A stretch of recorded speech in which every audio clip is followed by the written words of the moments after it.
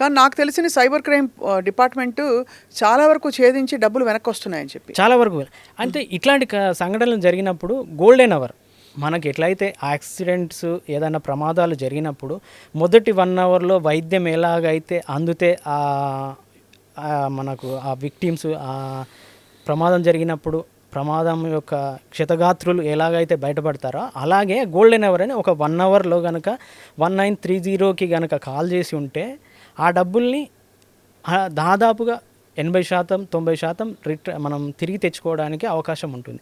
కానీ ఈ digital arrest అనే స్కామ్లో ఒక 2 రోజులు 3 రోజులు 10 రోజులు ఇలా జరుగుతూ చివరికి వాళ్ళ కొడుకులు కానీ లేదంటే బిడ్డలు కానీ లేదా ఎవరో బంధువులకు తెలియడమా ఏంటి మీరు ముభావంగా ఉన్నారని అట్లాంటివి పట్టుకోవడమా అలా తెలుసుకున్న తర్వాత ఈ ఇష్యూ అంతా బయటకు వచ్చేసరికి ఈలోపే వాళ్ళు ఆ సైబర్ క్రిమినల్స్ ఈ డబ్బులన్నీ కూడా వివిధ మార్గాల్లో వాళ్ళు ట్రాన్స్ఫర్ చేసుకోవడం హవాలా ద్వారా మళ్ళీ తిరిగి పొందడం క్రిప్టో కరెన్సీలో మార్చుకోవడం ఇవన్నీ జరిగిపోతుంటాయి.